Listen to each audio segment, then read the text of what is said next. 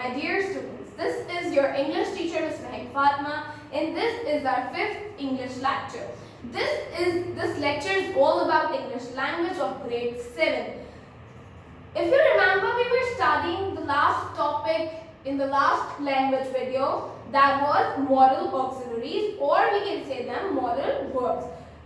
Let's review about it and then we will move forward. What were auxiliaries verbs? What are auxiliaries verbs? Auxiliaries verbs are helping verbs. ठीक है? Auxiliaries verbs दो तरह के होते थे, primary auxiliaries and modal auxiliaries. Primary auxiliaries कौन-कौन से होते थे? Be, have and do. Be, have and do. Why they are primary auxiliaries? Because we can use them as a helping verb as well as main verb sometimes. ठीक है? And what are modal auxiliaries या modal verbs? Modal auxiliaries helping verb के तौर पे ही use किए जाते हैं.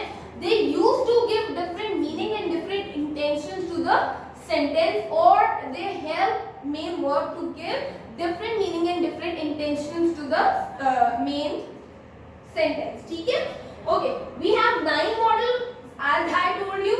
Can, could, shall, should, may, might, will, would and must.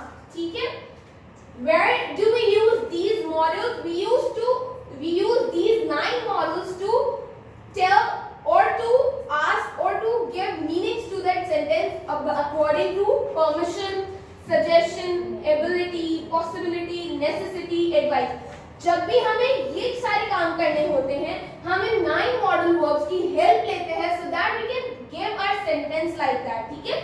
जब हमें कोई सेंटेंस में परमिशन लेनी हो, सजेशन लेनी हो, एबिलिटी शो करनी हो, पॉसिबिलिटी बतानी हो, कोई नेसेसिटी के बारे में बताना हो या कोई एडवाइस देनी हो, we use these 9 models to support our main verb. ठीक है? We studied 4 modal verbs in the last video, that was can, could and will, would. ठीक है? Can, could, आप 4 चीजों में can और could को यूज कर सकते हैं, that is permission, suggestion, ability and possibility. में आप 4 चीजों में can and could को यूज कर सकते हैं. Will and would कहाँ यूज होता है? Will हमारे पास यूज होता है जब हम कोई रिजॉल्व की बात कर रहे हैं, and would हमारे पास कहाँ यूज होता है? फ्यूचर एक्शन और फ्यूचर पॉसिबिलिटी में. I explain you. अगर आप लोगों को नहीं समझ में आया तो you can go to that video again और दोबारा से उसे देख सकते हैं. Today we will study more about modal verbs and 5 modal verbs. In the last video we did about can, could, will and would. So today we will study about shall, should, may, might, must. Shall. Shall we will use as modal verb to express future action and to resolve. ठीक है? It is same like about will and would. ठीक है? So let's discuss about examples so that we can understand it more properly. Future action. We shall allow his anger to subside and then approach him. What is subside here? Subside is कम हो जाना. ठीक है? तो they are saying कि future का एक action बता रहे हैं कि उसका गुस्सा कम होने देंगे फिर उसके पास जाएंगे. ठीक है? पहले उसका गुस्सा कम हो जाए. We shall allow his anger to subside. उसके गुस्से को कम होने का वेट करेंगे, यानी फ्यूचर में एक एक्शन होगा, that is his anger to subside. उसका एंगर कम होगा फिर हम उसके पास जाएंगे. और to resolve, how we can use that? I shall exercise every day starting from tomorrow. मैं कल से रोज़ाना एक्सरसाइज करूँगा. ठीक है? So here also we are using shall to express our resolve situation as a modal verb. We are using shall there. ठीक है?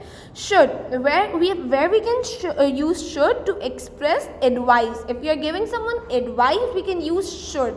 Advice में हम ज़्यादातर जब भी हम किसी को advice दे रहे होते हैं, you should go there. You should not watch so much television. You should not read books of not of your age. Like that we can use.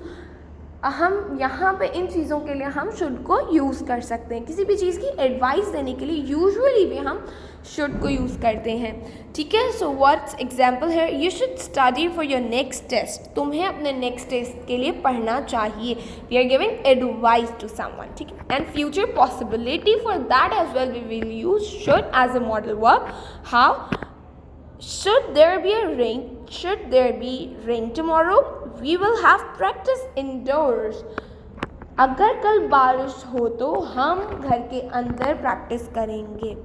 Should there be rain tomorrow, अगर कोई possibility है कि अगर बारिश हो जाती है तो हम घर के अंदर प्रैक्टिस यानी इंडोर प्रैक्टिस करेंगे। Here we are telling a future possibility using modal verb should. Okay, may possibility and formal permission. If you remember, मैंने कैन पे बताया था कि हम परमिशन के लिए कैन को यूज़ करते हैं as a informal possibility, informal permission, और यहाँ पे हम मे यूज़ करते हैं फॉर फॉर्मल परमिशन। पॉसिबिलिटी के लिए हम कैसे मे को यूज़ कर सकते हैं? Let's see the example. If you use very long sentences the children may gate confused. ये पॉसिबिलिटी है कि अगर तुम बार बार या लंबे लंबे सेंटेंसेस बोलोगे बच्चा कंफ्यूज हो सकता है। ठीक है, तो यहाँ पे हमारे पास पॉसिबिलिटी यूज़ हो रही है using a modal verb may. Formal permission कैसे है? May I come in, may I ask a question, may I answer this question. जब भी आप फॉर्मली किसी से बात करते हैं तो एंड परमिशन लेते हैं तो आप मे यूज़ करते हैं। Might is also about possibility. ठीक है, माइट भी पॉसिबिलिटी के हवाले से है, आप यूज़ कर सकते हैं। The same difference between can and could was about tenses that present and past. May and might is also about present and past. May is for present and might is for past. Past की possibility में हम might use कर सकते हैं। For suppose, don't push people, someone might fall over. किसी को धक्का मत दो, कोई गिर सकता है। यहाँ पे एक पॉसिबिलिटी बता रहे हैं कि प्लीज़ कोई धक्का मत दे, यानी someone might fall over। ठीक है, कोई गिर सकता था, धक्का मत दो, कोई गिर सकता है, लाइक दैट। ठीक है, अच्छा, सजेशन के लिए how we can use might. If you have sensitive teeth you might consider using a special toothpaste. आप यहाँ पे किसी को सजेस्ट कर रहे हो। ठीक है, अगर तुम्हारे पास सेंसिटिव टीथ हैं तो तुम्हें एक स्पेशल टूथपेस्ट यूज़ करना चाहिए। If you love reading novel so you might read the novel about adventures of Tom Sawyer. ठीक है, आप यहाँ पे एक सजेशन दे रहे हो using might. The last one is must, and must is the easy क्योंकि वो बहुत आसानी से you can use it in necessity. जब भी आप किसी चीज़ की नेसेसिटी को, किसी चीज़ के लाजमी होने को, किसी चीज़ की इम्पोर्टेंस को according to the necessity of that part आप मस्ट को यूज़ कर सकते हो। This is a very important meeting and you must be on time. ये बहुत इंपॉर्टेंट मीटिंग है और तुम्हें हर हाल में टाइम पे होना है। हम लोग यूजुअली कहते हैं कि in a class that this topic is very important and you must have to consider this. ये बहुत इंपॉर्टेंट टॉपिक है और हर हाल में लाजमी है कि आप इसे कंसिडर करें। ठीक है, सो हम लोग मॉडल वर्ब्स को यूज़ करते हैं to tell, to give different meanings and different intentions to a sentence. I hope these model verbs are now clear in your mind.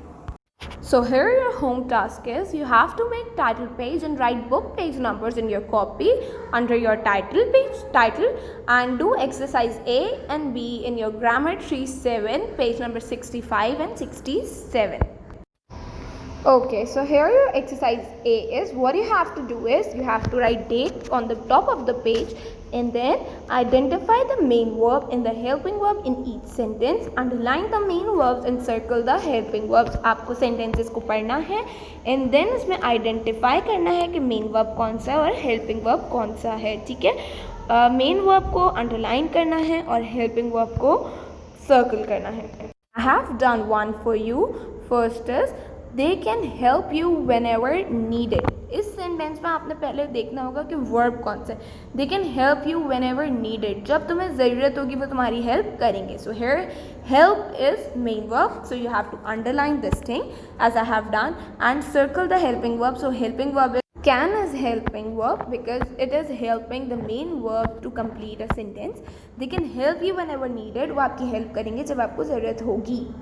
इसी तरह से आप पूरी एक्सरसाइज को बुक में ही सॉल्व करेंगे। After that, you have to do exercise B, that is on page number 67. What you have to do, you have to write date again there, and don't forget to mention page numbers in your copy under your title. ठीक है, what you have to do in this exercise is, what do the models in the sentences below express? Choose from possibility, ability, permission or suggestion. आपको बताना होगा इन sentences को पढ़ के कि ये सेंटेंसेस किन मॉडल्स में आते हैं या कौन सा मॉडल इनमें इनको एक्सप्रेस करता है. आपको पॉसिबिलिटी, एबिलिटी, परमिशन और सजेशन के अकॉर्डिंगली इनको चूज करना होगा. ठीक है, for suppose first one I have done for you. Do you think this task can be finished today? Here that can represents a model verb, and which is what it is expressing, you have to write that. As first one I have done that, here can is representing, expressing possibility, a chance of a possibility in this sentence. How? Because अगर हम इस sentence को पढ़ें that it is written, do you think this task can be finished by today? क्या तुम्हें लगता है कि ये टास्क आज के आज ख़त्म हो सकता है? Here that कैन पॉसिबिलिटी को शो कर रहा है कि क्या ऐसा पॉसिबल है कि टास्क आज ख़त्म हो जाए. ठीक है, तो आपको इसी तरह से 10 सेंटेंसेस को पढ़ के उनको एक्सप्रेस, जिस चीज़ को वो मॉडल एक्सप्रेस कर रहा है आपको वो लिखना है. Hope you understand this exercise. I hope you understand all about model auxiliaries, so please like, share and subscribe the channel. Thank you, students.